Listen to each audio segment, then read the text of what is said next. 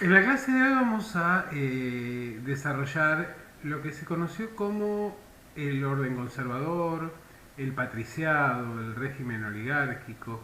es decir, distintas definiciones o caracterizaciones para analizar lo que fue el proceso de mayor auge de la hegemonía oligárquica en nuestro país y que transcurre entre 1880 y 1916. En lo que tiene que ver con las cuestiones económicas y sociales van a tener sus clases respectivas, razón por la cual nos vamos a centrar fundamentalmente en la dimensión del análisis político. Por supuesto que ese análisis político viene de la mano de las otras, de los condicionamientos que imponen las transformaciones sociales, económicas y culturales, y también en el contexto internacional, ya que al tratarse de una economía claramente dependiente de la División Internacional del Trabajo articulada en torno a la expansión del capitalismo británico, efectivamente, de alguna manera hay que encuadrar, hay que enmarcar los procesos de los distintos países que operaban como una especie de satélite dentro de esta órbita internacional en el marco de estas coordenadas. El periodo se inicia con la presidencia de Julio Argentino Roca, y Roca ya venía de haber saldado algunas cuestiones para tratar de garantizar el orden político bajo ese lema de paz y administración, en la medida en que en los años anteriores se habían conseguido someter tanto la resistencia de los últimos caudillos federales, luego lo que fue el caso de la Entre Ríos de Urquiza, y finalmente con la derrota de los sectores provincialistas de Buenos Aires en 1880. Con esta derrota en 1880, que posibilitó la consagración de la ciudad de Buenos Aires como capital del Estado Nacional, básicamente este proceso de donación del territorio de la capital al Estado Nacional, efectivamente se saldaba lo que tenía que ver con esa disputa en términos hegemónicas entre Buenos Aires y la nación. No es que Buenos Aires pasara a jugar un papel de limitada significación, pero en términos políticos, fundamentalmente, el Estado Nacional podía en ese momento plantear su condición hegemónica en el marco del contexto de la nación. Roca entonces llega con dos cuestiones saldadas básicamente. Lo que tiene que ver básicamente en términos de organización política con la consagración de la hegemonía del Estado Nacional. En lo que tiene que ver con la cuestión de ocupación efectiva del territorio, venía precedido de lo que había sido la campaña del desierto, que había permitido incorporar buena parte de la Patagonia y los territorios del Gran Chaco dentro de la órbita del Estado Nacional, efectivamente en el marco de un proceso de liquidación de los derechos y también en un proceso de verdadero genocidio, tal vez más cultural que efectivo, si consideramos el número de víctimas, pero en términos culturales efectivamente lo que se impone es la nación blanca, la nación occidental, como un modelo cultural de ese Estado Nacional. El orden que va a articular Roca va a ser una especie de verdadero mecanismo de relojería que se va a sostener sobre una serie de variantes. La primera tiene que ver con la articulación del PAN, del Partido Autonomista Nacional, que no era un partido en términos estrictos, sino que era la síntesis entre el Partido Autonomista Porteño y el Partido Nacional que había fundado Nicolás Avellaneda, y en realidad era una asociación, una especie de confederación oligárquica liderada desde el Estado Nacional, en el cual se llevaban adelante una serie de contraprestaciones, acuerdos y consensos entre las oligarquías de las provincias y la presidencia de la nación.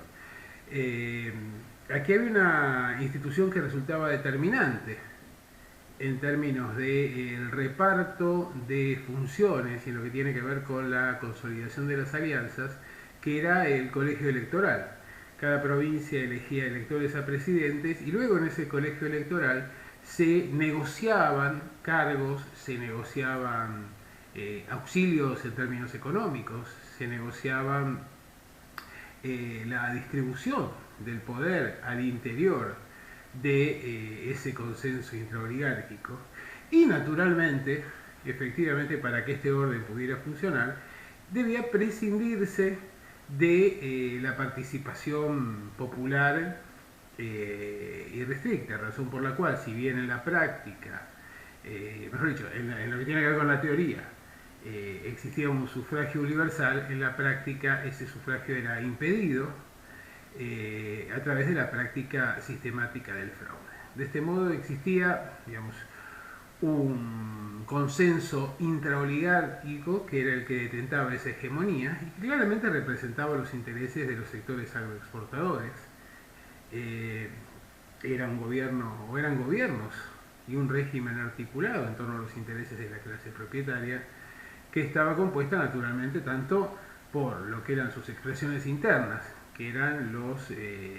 grandes productores, los grandes terratenientes de la pampa húmeda por un lado, los sectores intermediarios, el capital esencialmente británico. Durante la primera etapa de este funcionamiento de este orden, evidentemente es la etapa que podríamos definir como dorada bajo la primera presidencia de Roca,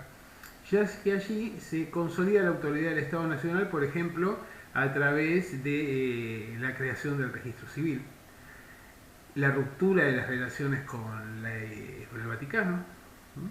y fundamentalmente la asunción del Estado de una serie de funciones que tenían que ver con nacimientos, casamientos, muertes, el registro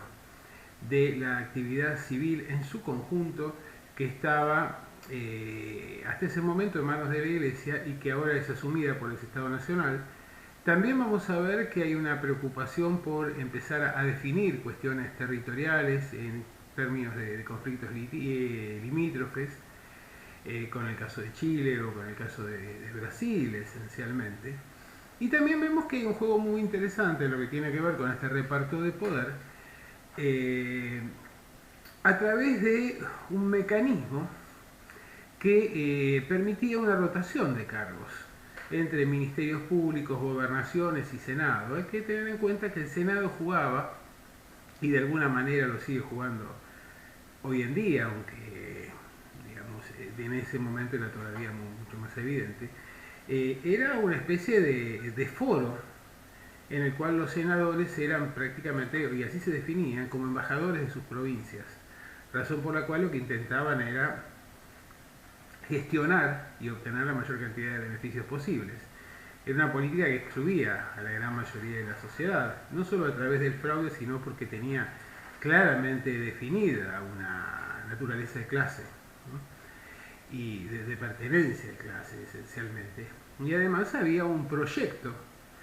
de país que no era cuestionado, es decir, un país dependiente, una economía dependiente, articulada fundamentalmente a través del polo productivo de la pampa húmeda,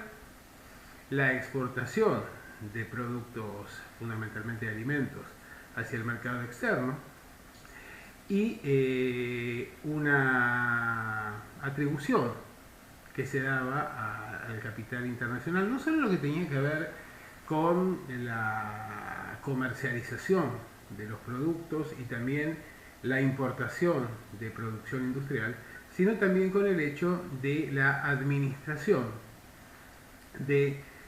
los recursos de infraestructura que básicamente estaban asociados con el puerto, con el ferrocarril o luego también con el caso del telégrafo, que se está desarrollando en esta etapa, que eran encargados a empresas generalmente de origen británica y que gestionaban estos servicios beneficiando y digamos, fijando arancelamientos de acuerdo a los intereses de la comercialización y de la producción británica. Es decir,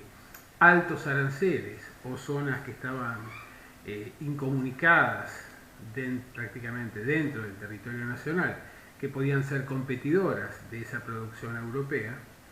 y aranceles muy bajos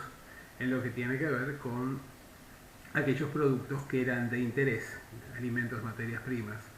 por parte de las economías europeas industriales. El Estado Nacional garantizaba una tasa muy elevada de rendimiento para el funcionamiento de estas empresas, y estas empresas no solo giraban sus beneficios al exterior, sino que fueron incorporando una serie de emprendimientos adicionales de otros conjuntos de empresas que se articulaban en torno a las grandes empresas, fundamentalmente ferroviarias o intermediarias. Roca consigue consolidar esa primera etapa de su gobierno, es una etapa de gran expansión de las exportaciones,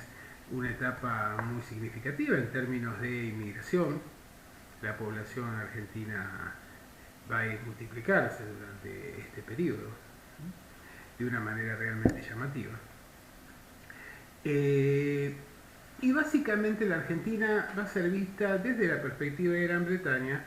como, digamos, el reemplazo a lo que había sido los Estados Unidos, es decir, un espacio desde el cual podía generarse un proceso de expansión en el marco de América Latina, esencialmente. No hay mayores conflictos. En esta etapa también es muy importante la aprobación de la ley de educación, una ley que va a ser claramente controlada en cuanto a su diseño por la masonería argentina. A veces estos nombres aparecen un poco difusos y se asocia a Sarmiento con esta ley de educación, pero en la práctica es una ley donde ha tenido una participación muy importante de Avellaneda, y la masonería genera justamente una logia ad hoc que estaba presidida por Vicente Fidel López, que trata de construir la nación a través de la educación, es decir, en una sociedad donde los inmigrantes representaban 3 de cada 4 varones mayores de 14 años, en el caso de Buenos Aires fundamentalmente, y con una incidencia creciente en lo que tiene que ver con su importancia demográfica, vamos a encontrarnos con que resultaba indispensable generar un relato, una ilusión de pertenencia a un pasado común. Y la educación, en este sentido, debería enseñar a ser argentinos a los hijos de inmigrantes, ¿no? A partir de fijar un panteón de próceres, un proyecto en cuanto a lo que tenía que ver con una comunidad de destino, a la instalación de determinados valores que vinieran a reemplazar a los valores, a los símbolos patrios, e incluso a las propias experiencias de vida que traían los inmigrantes desde el exterior. Quedaba claro que a los adultos no se los podría incorporar a este nuevo consenso cultural de construcción de la argentinidad, pero efectivamente el objetivo era la inclusión de sus hijos. Bueno, efectivamente entonces, la primera etapa, que es la etapa de Roca, va a permitir consolidar esa hegemonía del Estado Nacional, darle una matriz laica esencialmente, plantear el monopolio de la violencia claramente en manos de este Estado, un Estado que va incorporando nuevas funciones, que va instalando su predominio a escala nacional, aunque quedaban algunas regiones en las cuales se dieron una serie de beneficios a los grandes propietarios o a los grandes intereses, que tenían que ver con los territorios que habían sido producto de incorporación durante las campañas del desierto, es decir, la zona del Chaco y los territorios patagónicos, donde efectivamente el peso de las clases propietarias iba a ser determinante y que iba a terminar estallando en el caso de la Patagonia alrededor de 1920. pero en estas empresas que se iban generando en esos territorios nacionales incluso circulaba una moneda propia, moneda que tenía que ver o que era emitida por la propia empresa que, digamos, proveía de los servicios, fijaba los niveles salariales, establecía las condiciones de explotación de los trabajadores. Es decir, básicamente se generaban, digamos, pequeños microestados privados que eran tolerados por este Estado Nacional, que estaba preocupado más que nada por garantizar la producción y el flujo de bienes de la pampa húmeda hacia el exterior, y por el contrario la incorporación de productos industriales al mercado argentino. Para llevar adelante este proceso, esa oligarquía recurrió reiteradamente al endeudamiento como y ese endeudamiento no si bien se volcó hacia la matriz productiva, también benefició claramente a estos sectores que, a través de la especulación financiera, a través de la posibilidad de gestionar negocios que los beneficiaban particularmente, vinculados con servicios, relacionados con prestaciones que debía hacerse cargo del Estado Nacional, fueron consolidando un verdadero patriciado. Un patriciado que incluso empezó a adoptar el idioma francés como una forma de diferenciarse del resto de la sociedad, que pasaba o que pasó a transcurrir buena parte de su tiempo en territorio europeo, fundamentalmente París, que era la gran capital convocante, y también que en los años posteriores va a ir construyendo fabulosos palacios, muchos de ellos que fueron imitación de grandes construcciones europeas. Cuando concluye la presidencia de Roca, podemos decir que el Estado Nacional estaba consolidado, que el gobierno era sólido, un sistema que funcionaba entonces a partir del instrumento del fraude, que tenía una instancia de reparto de atribuciones y de distribución de cargos en el colegio electoral, y una justicia que no hay una división de poderes concreta, ¿no? Efectivamente esa justicia es una justicia que está dispuesta a respaldar todo aquello que garantice la consolidación de ese Estado Nacional en la medida en que ese Estado Nacional resulta un instrumento de los intereses de la clase propietaria. Por eso no podemos hablar estrictamente de división de poderes, sino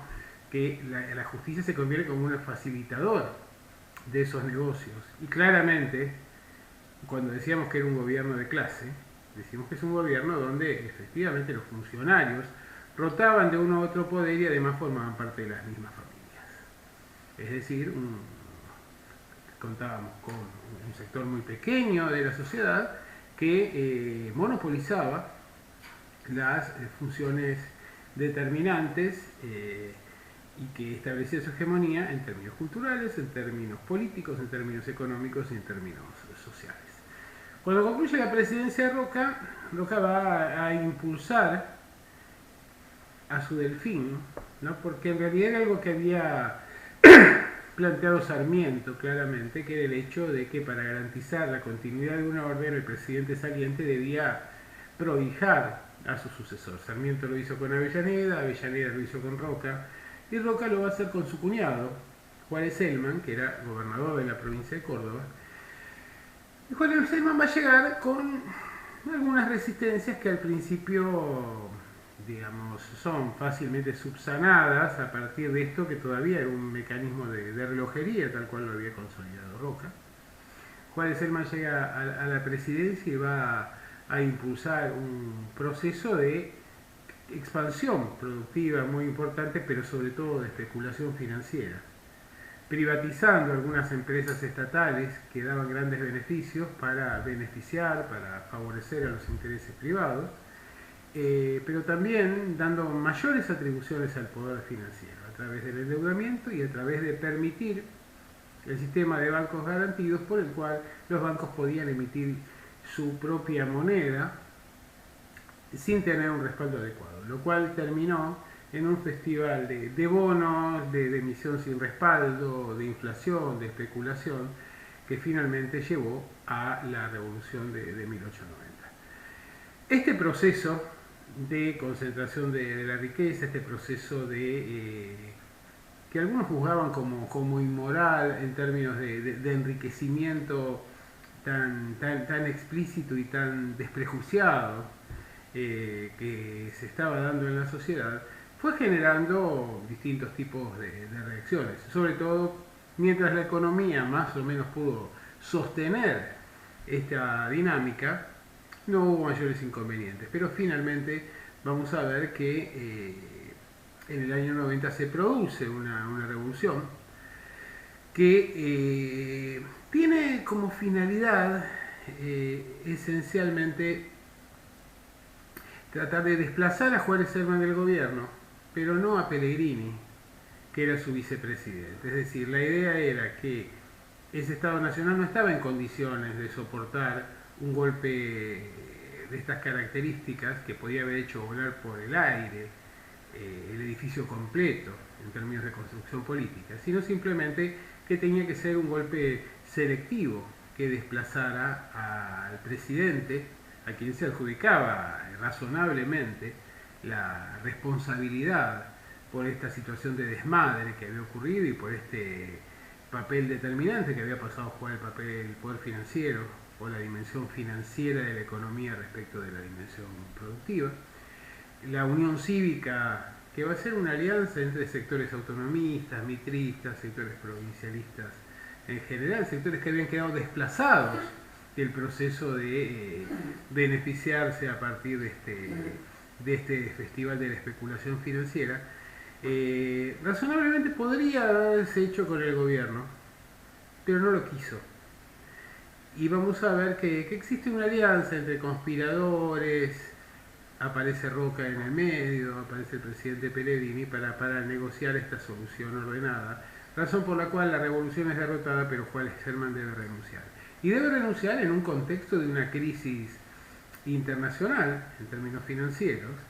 donde el aporte del desequilibrio argentino, la mayor parte de las inversiones británicas fuera de Gran Bretaña estaban en el territorio argentino, y también una crisis que va a afectar sensiblemente a la Baring Brothers, que era en ese momento, o hasta este momento en todo caso, posiblemente digamos, la entidad financiera que estaba asociada en mayor medida a todo este proceso de expansión británica. En ese contexto entonces de endeudamiento, de inflación, de caída de la recaudación y de graves tensiones sociales, es que vamos a ver que asume la presidencia Pellegrini. Y Pellegrini va a recurrir a la figura de Vicente Fidel López como ministro de Hacienda, como para tratar de ordenar la economía a partir de los recursos que conocemos, ¿no? Que van desde la baja del salario, la suspensión de la obra pública, el tema de tratar de renegociar la deuda externa y evidentemente implicando un costo muy significativo sobre la gran mayoría de la población que no había tenido nada que ver en todo ese proceso que había llevado a esta situación de colapso. Nada que nos sorprenda, por otro lado, algo que es digamos, una regularidad constante en la historia nacional argentina. Gracias a la gestión de Vicente Fidel López, la economía empieza a generar un punto de inflexión y nuevamente vamos a ver que los años posteriores son años de nuevo crecimiento económico, de expansión de las inversiones, de expansión de las vías férreas y demás. Ahora, el problema era que Pellegrini es un presidente que no tiene la fortaleza suficiente porque evidentemente la influencia de Roca sigue siendo determinante, ha sido el articulador de ese orden, ha sido el que ha impuesto a su sucesor en su momento, ha sido el que finalmente selló el acuerdo político para desplazar a su cuñado, el presidente que había alcanzado en algún momento cierta capacidad de diferenciación y aspirado al unicato, a ser el jefe único del PAN, pero que luego evidentemente se diluyó absolutamente esta construcción política de Juárez Herman. Y Roca va a hacer un acuerdo con Pellegrini. La situación de la Revolución del 90 había permitido generar distintas facciones políticas, ¿no? Teníamos un sector modernista que impulsaba Roque Sáenz Peña, que era un sector que planteaba la necesidad de una reforma política y de procesos de inclusión política como para garantizar la estabilidad, no solo en términos políticos, sino también en términos sociales, y ahora vamos a ver por qué era esto. Teníamos otro sector que era la Unión Cívica, que se divide. Los sectores radicales que quieren, o de lo que va a ser el radicalismo posteriormente, liderados por Leandro Alem, que quieren tomar distancias respecto del roquismo, y hay otro sector de esa Unión Cívica que respondía a Mitre, que busca ese acuerdo, ¿no? Finalmente Roca, con Roque Sáenz Peña, con Mitre, terminan generando un acuerdo. El candidato para ese año 92 iba a ser originalmente Mitre, pero Roca lo convence de que no lo sea. La otra alternativa era Roque Sáenz Peña, pero Roca estaba en desacuerdo con el programa de Sáenz Peña, lo que tenía que ver con, digamos, el hecho de generar un proceso de inclusión política y de reforma política sobre el orden que él había diseñado. Y por esta razón va a proponerle la candidatura a Luis Sáenz Peña, al padre de Roque Sáenz Peña, como para, por un lado, sacarse de encima a Mitre a través del acuerdo político, y por el otro lado, sacarse de encima a quien era un reformador a ultranza en términos de la competencia política de la época. Al presentarse la candidatura de Luis Sáenz Peña, Roque Sáenz Peña decide irse al exterior. Luis Sáenz Peña llega a la presidencia, es un presidente absolutamente incapaz, es un presidente que no tiene poder propio, que ha sido una figura que ha sido designada simplemente para evitar que se disparara un proceso de reformas con la llegada de su hijo, y que si bien en términos económicos la economía argentina va a ir creciendo de la mano del proceso de expansión capitalista, y se van a incrementar la inmigración, se va a incrementar la producción, las áreas sembradas y demás, en términos políticos realmente el hecho de tener, digamos, una especie de papa negro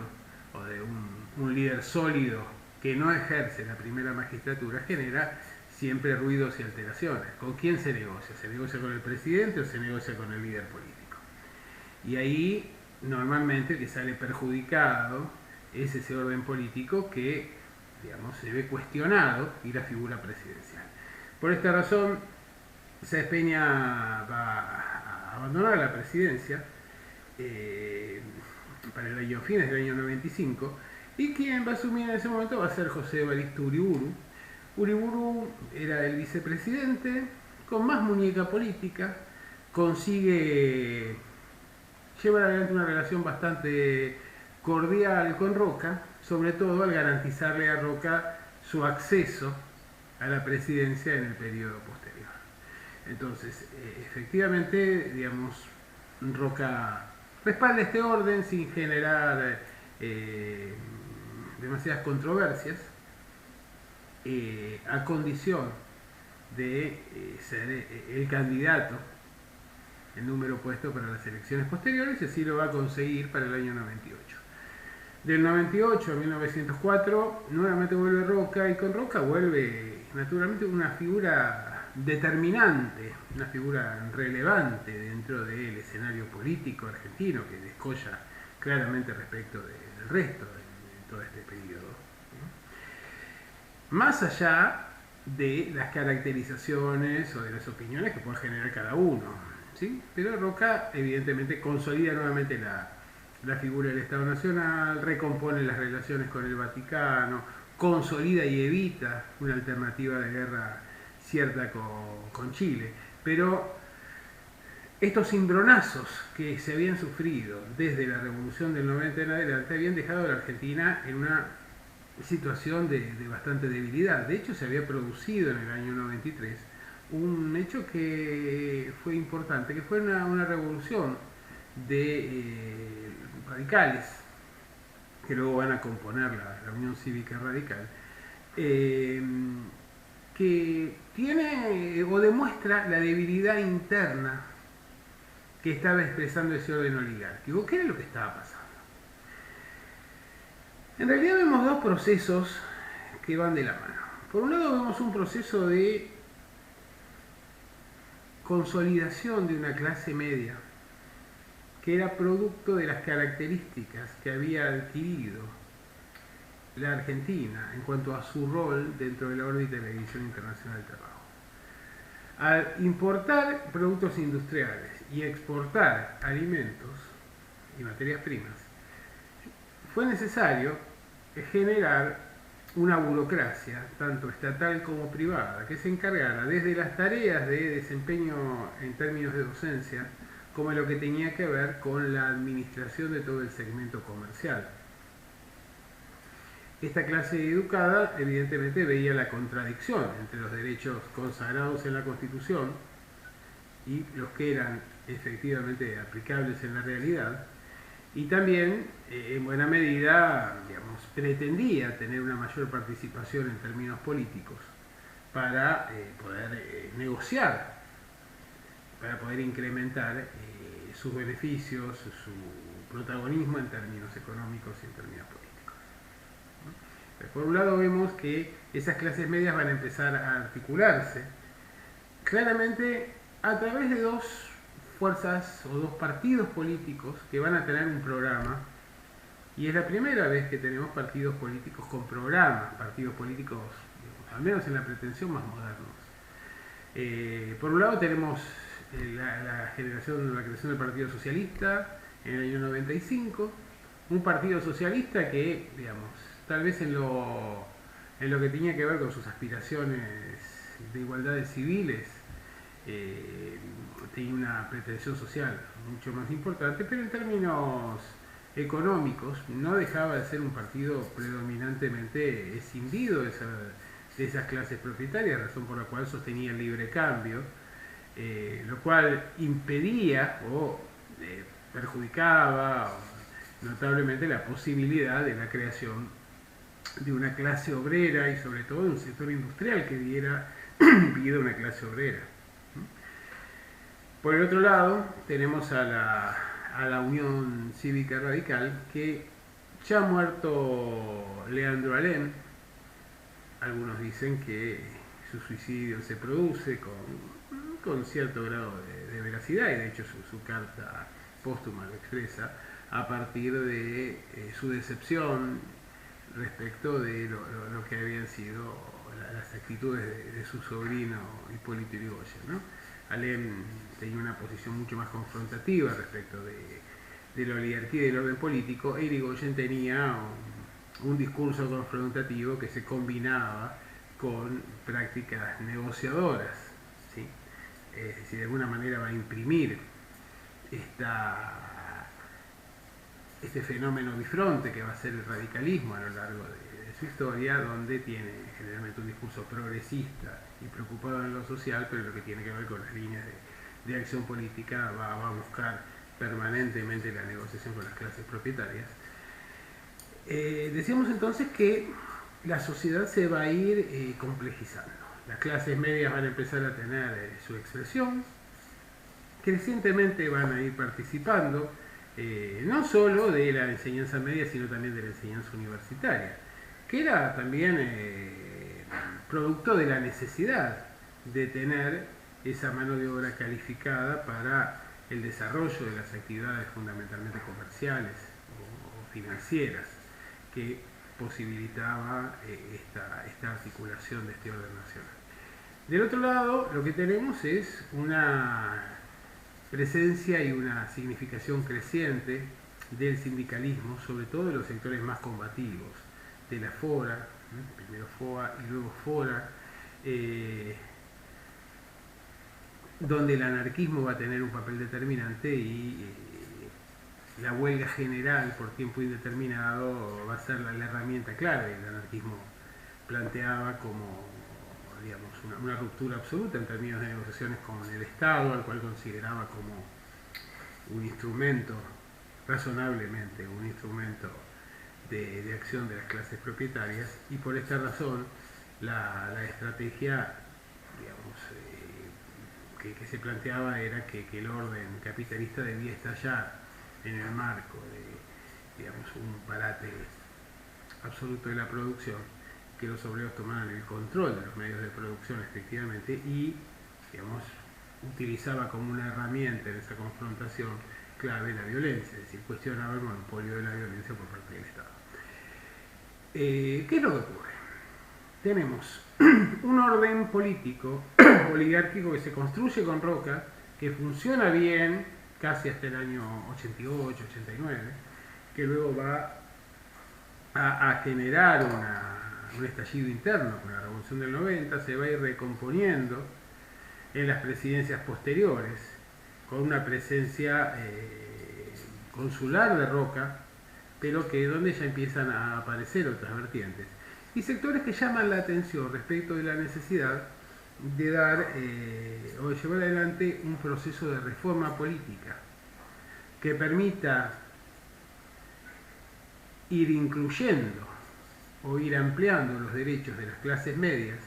para evitar revoluciones como esa del año 93, como la del año 95 o como la que se va a dar luego en 1905,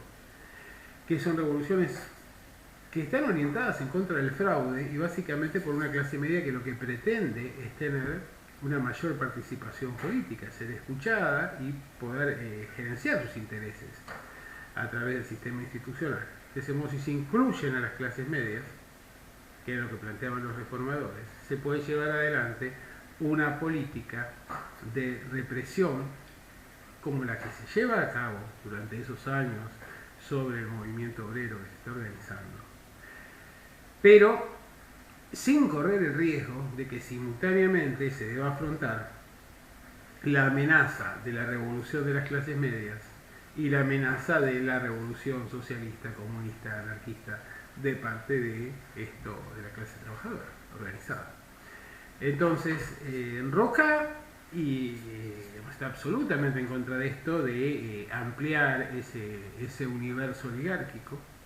Roca se empeña, por el contrario, ya desde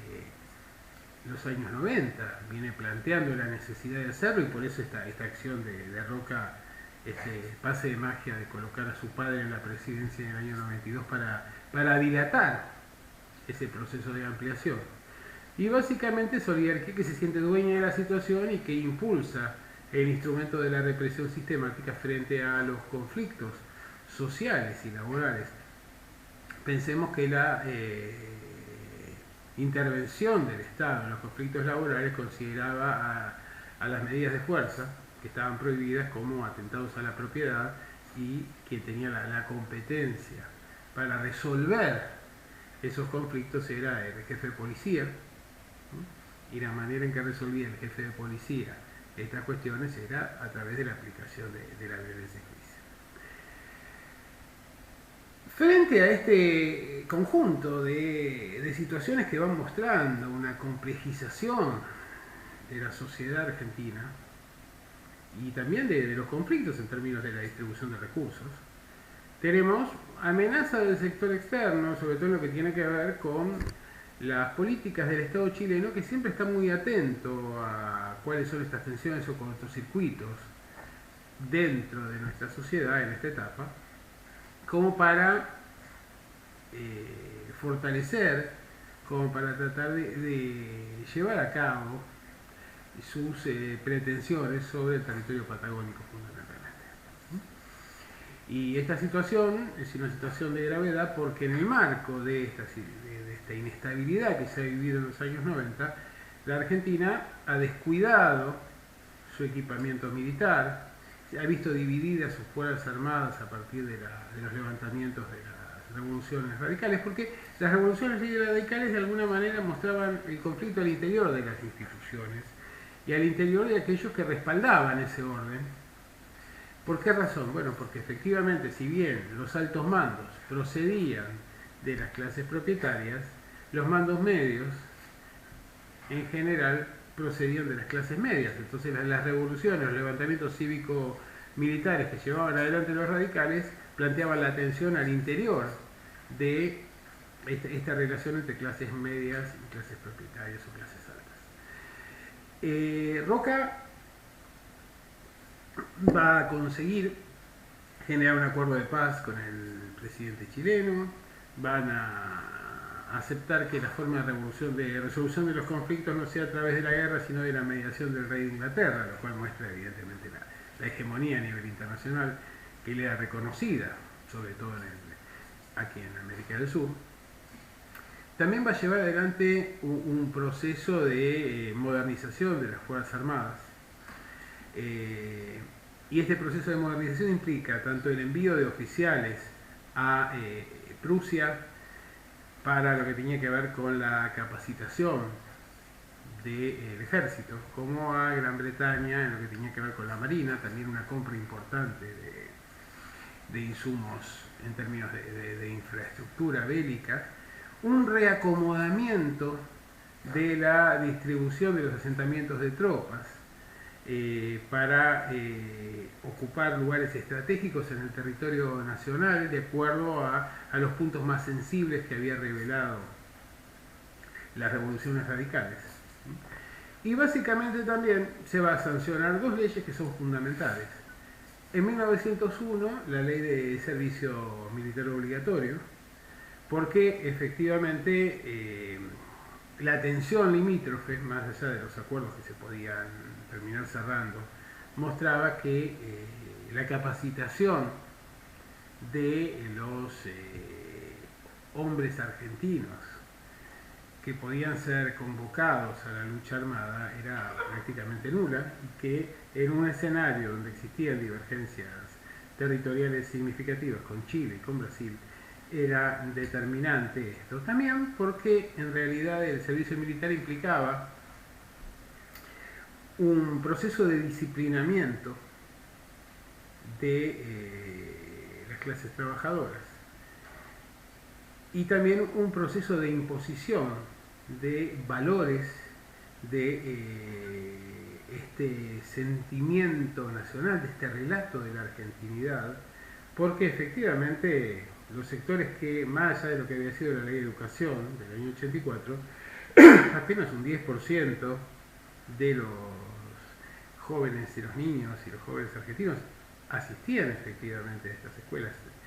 Entonces, por esta razón, aquellos sectores que quedaban excluidos o que pertenecían a sectores sociales que quedaban fuera de la órbita del sistema educativo, recibían este curso acelerado de argentinidad, de sumisión a los intereses de la clase propietaria y naturalmente a la naturalización de la desigualdad. Lo otro que va a ser importante también va a ser la sanción de la ley de residencia. Evidentemente, más allá de lo que fue la represión esta sistemática respecto de lo que eran las medidas de fuerza y la protesta obrera, queda claro que esta protesta no se detiene. Por el contrario,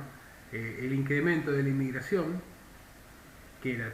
digamos, tan valorado en términos de expansión económica, tenía como contrapartida un incremento también de la protesta social, a partir de la sensible desigualdad, de las condiciones de explotación, de la falta de vigencia de los derechos consagrados en la Constitución para la mayoría de los argentinos. Y efectivamente las tensiones sociales se fueron incrementando a punto tal de que Ramón Falcón va a terminar siendo asesinado por un militante anarquista como respuesta a lo que había sido su política represiva y sin ningún tipo de contemplación por la vida ajena que había llevado adelante Falcón. Entonces, en esta situación transcurren la entrada al siglo XX. Hacia fines de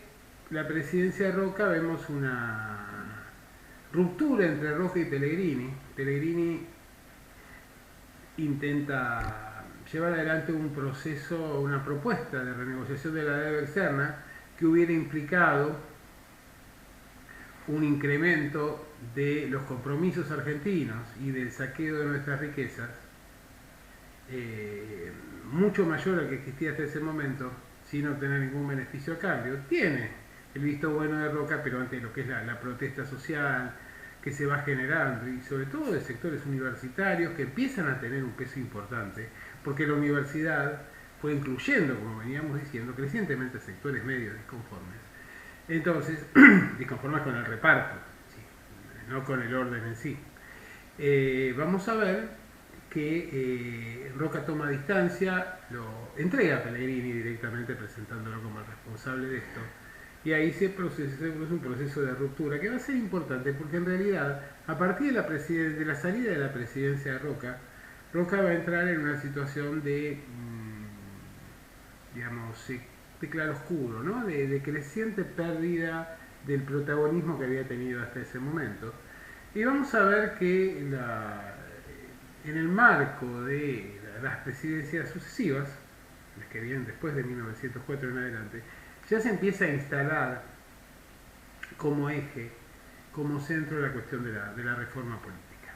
Entre sectores recalcitrantes que plantean la continuidad de ese orden oligárquico a rajatabla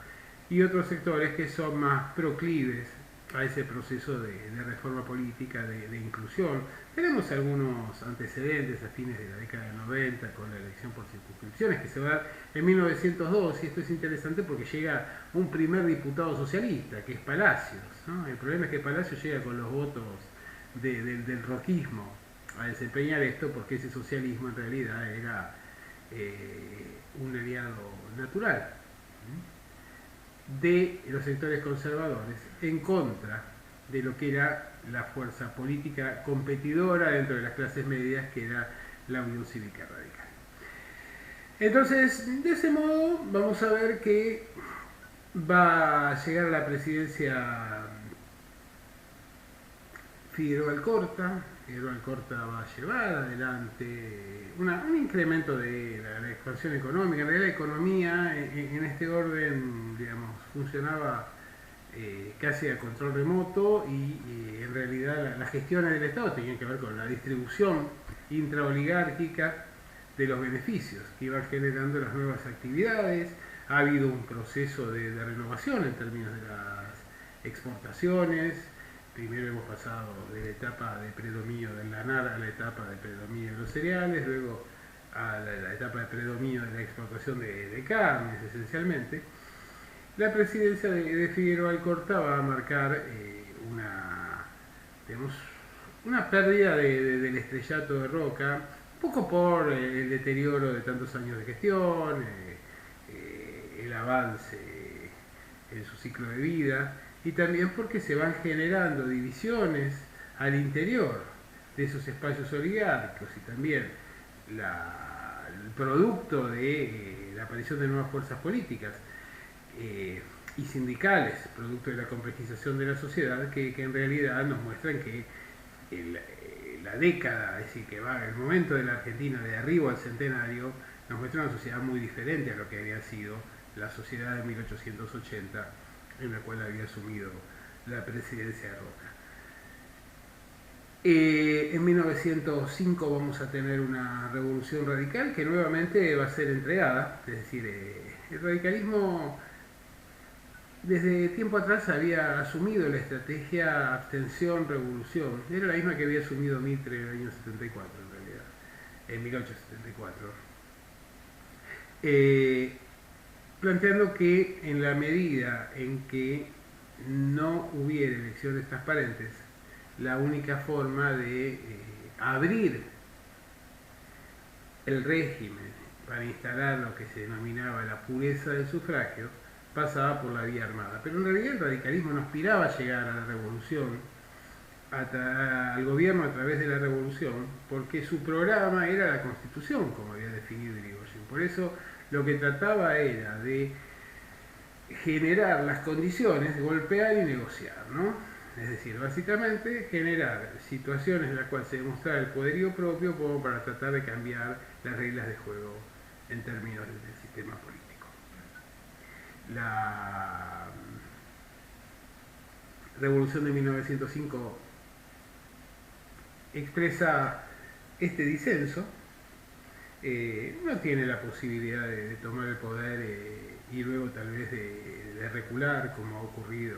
con la del 93, que fue la más significativa, tal vez la que marcó este punto de inflexión y que permitió el nacimiento de estos partidos que decían representar a los sectores medios. Pero evidentemente llegamos al centenario en el marco de protestas sociales, de graves políticas de represión, con estado de sitio y demás. Ese centenario que fue presentado y vivido como protagonizado por esa oligarquía como una celebración propia, ya que la patria eran ellos. Pero que en la práctica excluyó a los sectores medios, Y excluyó también, en un contexto muy particular, la presencia de grandes referentes internacionales, ¿no? Es decir, vamos a ver que ese centenario es una celebración oligárquica de una oligarquía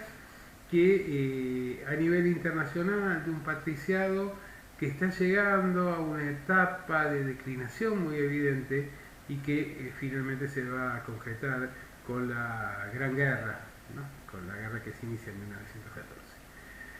Esta situación de inestabilidad interna, de disenso y demás, va a posibilitar que el sector modernizador,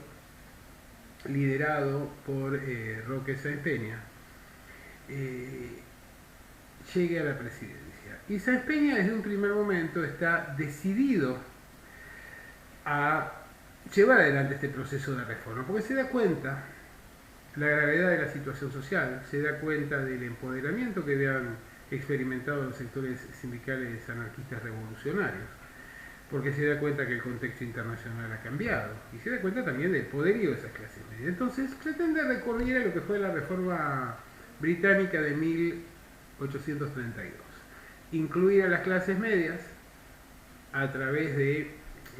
garantizarles el derecho al sufragio y llevar adelante una política de represión hacia las clases trabajadoras. Por esto busca el entendimiento con Irigoyen. Irigoyen le dice que está de acuerdo. En realidad no era otra cosa lo que quería Irigoyen,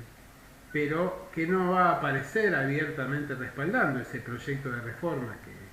que impulsa Sáenz Peña, porque Sáenz Peña en definitiva, más allá de sus buenas intenciones, es producto del fraude electoral, ¿no?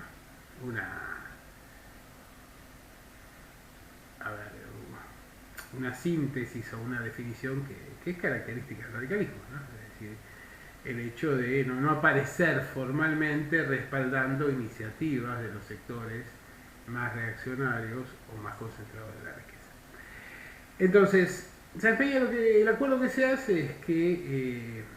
hay que hacer verdad el sufragio universal. Para hacer verdad, para hacer realidad el sufragio universal, resulta indispensable garantizar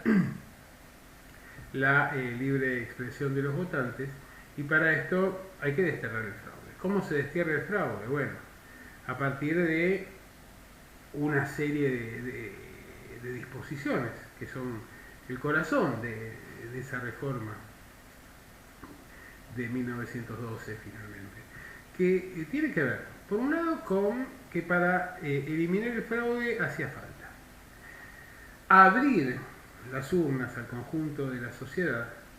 Si hasta ese momento había elecciones por padrón, los ciudadanos debían ir a inscribirse en un padrón que tenía una duración generalmente de 4 años. Había padrones diferenciados para las elecciones municipales, nacionales y provinciales, y luego el hecho de aparecer en el padrón exponía a aquellos que no tenían la espalda política propia de su origen social a sanciones de todo tipo, agresiones físicas y demás. Por esta razón, entonces, era peligroso el hecho de figurar como elector en ese padrón. Por eso se decide reemplazar. De ese modo votaba alrededor del 10 o el 12% de la población, que era fácilmente controlada por este andamiaje, por estos mecanismos de control oligárquico. Pero si el conjunto de los inscriptos en el padrón estaban, o se le garantizaban las condiciones para el ejercicio sin sanciones del sufragio, era imposible implementar el fraude. Esa dirigencia, que ni siquiera constituía un partido político a nivel nacional, sino que era una alianza intraoligárquica, no tenía los medios, los elementos para garantizar el fraude si se ampliaba la base electoral que ejercía efectivamente el sufragio. Por eso el acuerdo va a ser utilizar el padrón militar, el padrón del servicio militar obligatorio, en el cual eran incluidos los argentinos llegados a la mayoría de edad. La segunda cuestión tenía que ver con garantizar aún más que no se practicara el fraude a través de preservar la identidad del votante. Por esta razón se va a implementar la cabina aislada, como se lo llamaba en aquel momento, o el cuarto oscuro, como lo llamamos posteriormente, que garantizaba el anonimato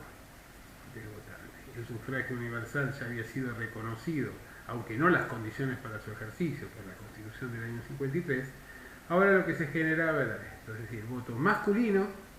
¿no?, obligatorio y secreto. ¿Por qué obligatorio? Porque en realidad, si, digamos, se utilizaba el padrón electoral, pero no se le confería esta condición de obligatorio, la mayor parte de los ciudadanos no iba a querer participar, simplemente apelando a la experiencia de la violencia que se ejercía, que ya lo vemos desde los tiempos de Martín Fierro, ¿no? Bueno, mucho antes tal vez, pero que claramente queda consagrado ahí cuando Martín Fierro no cumple la orden del juez de paz y termina perdiendo su identidad, su familia, sus bienes y básicamente debe marchar a la frontera, ser sometido a todo tipo de violencia y luego abandonar la civilización blanca. Esta situación, esta aprobación de la ley, que es lo que va a alegar Sáenz Peña, luego va a morir y va a terminar Victorino de la Plaza su gestión, marca claramente un punto de inflexión. Se empiezan a ver los resultados en las elecciones ya de 1912, luego en 1914, donde el radicalismo empieza a participar y a tener resultados importantes en términos de instalación de legisladores en las cámaras. Pero llega la prueba de fuego, y la prueba de fuego se va a dar en 1916. Y esa prueba de fuego de 1916 viene en un contexto muy particular, que es el contexto de la Gran Guerra, ¿no? Una situación que generó graves descalabros, que afectó a la economía argentina y a los ingresos públicos a partir de la caída de las importaciones y básicamente del retiro de buena parte de las inversiones extranjeras, pero que también fue generando las condiciones para un proceso de sustitución de importaciones. La gran pregunta que se hace esta oligarquía, los sectores más reaccionarios, es si ellos deben mantener esta decisión de Sáenz Peña o si deben tratar de forzar una vuelta atrás, sobre todo en un contexto donde está redefiniendo el orden geopolítico a escala mundial y no quieren que la primera magistratura esté en manos ajenas. Sin embargo, esa oligarquía no es uniforme, esa oligarquía tiene diferencias internas, no consigue articular ni siquiera un propio candidato, un único candidato en común. Por esa razón vamos a llegar a la elección del año 16, y esa elección del año 16 va a ser definida en el colegio electoral por apenas un voto más del necesario como para consagrar a Irigoyen como presidente. Y de este modo, la ley Sáenz Peña permite que una fuerza política que había cuestionado las reglas de juego de ese régimen termine accediendo a la presidencia. Luego veremos cómo es bueno, dejaremos un poco abierto, ya que excede al marco temporal de la materia, pero evidentemente de alguna manera ahí se plantean contradicciones, se plantean tensiones al interior de la oligarquía y también su escasa disposición a permitir gerenciar libremente el Estado al gobierno nacional por parte de un partido y sobre todo de un candidato más que de un partido, porque en realidad los cuestionamientos son más por Irigoyen, por su pasado como comisario en el barrio de Valvanera, como promotor del fraude electoral, como luego impulsor de revoluciones a las cuales deliberadamente trataba de hacer fracasar como para que el andamiaje estatal no se viniera abajo. Es decir, era un sujeto, pero que también un sujeto muy inteligente en términos de la generación de una organización política permanente, es decir, la Unión Cívica Radical funcionaba todo el tiempo a través de una serie de comités que le daban un tejido capilar a lo largo de la geografía, buena parte de la geografía nacional, y también el hecho de que esos comités iban generando prestaciones sociales que de alguna manera competían, tanto con lo que el Estado no hacía, con lo que sí trataban de hacer algunas organizaciones sindicales, como era la prestación de atención médica o de cursos de formación de oficio, formaciones culturales. Es decir, Irigoyen trae una idea nueva en términos de la organización política, pero en términos ideológicos no deja de ser un hombre del antiguo orden, que en realidad claramente sostiene esa constitución, que era una constitución que tenía un sesgo de clase, es muy evidente esto, una constitución basada en la propiedad privada, basada en la consagración de una serie de derechos que estaban a la medida de los intereses de las clases propietarias, por un lado, y al plantear que su programa es la Constitución, Irigoyen define una matriz conservadora en términos de programa político y solo se preocupa por modificar el reparto de la riqueza, dándole la posibilidad de acceso a las clases medias y a algunos sectores sindicales con los que tenía cierta llegada. Es decir, no cuestiona el tema de fondo, que es la propiedad, el sistema de propiedad, la propiedad de la tierra esencialmente, la propiedad del capital, sino que lo que intenta hacer simplemente es garantizar la propiedad privada en manos de los sectores tradicionales, pero generando, digamos, una situación de reparto para los sectores medios, que eran básicamente los sectores que se ven expresados a través de los postulados del radicalismo. Bueno, en esa etapa claramente lo que nosotros vemos en este proceso de guerra es que las clases medias, y esto lo vemos con la erupción del fascismo, luego de la posguerra, del caso italiano, las clases medias están mucho más preocupadas por el ascenso de las clases trabajadoras que de la situación de perjuicio que sufrían respecto de las clases propietarias. Y el radicalismo expresa admirablemente esta preocupación. De hecho, la figura de Irigoyen no solo generaba resquemor al interior de los sectores oligárquicos, sino también al interior del propio radicalismo, donde el antipersonalismo santafesino tiene una posición de mucho cuestionamiento y hasta casi le hace perder la posibilidad de acceder a la presidencia. De este modo cerramos esta etapa, que es la etapa de auge en términos de construcción política de ese orden conservador, donde se generaron las condiciones para la concentración de la riqueza y de la propiedad, la expansión productiva de una economía primaria dependiente, y luego cómo de a poco ese edificio, a partir de los cambios en la situación internacional, de los cambios en la estructura sociopolítica y la estructura socioeconómica, básicamente de la sociedad, y la generación de nuevos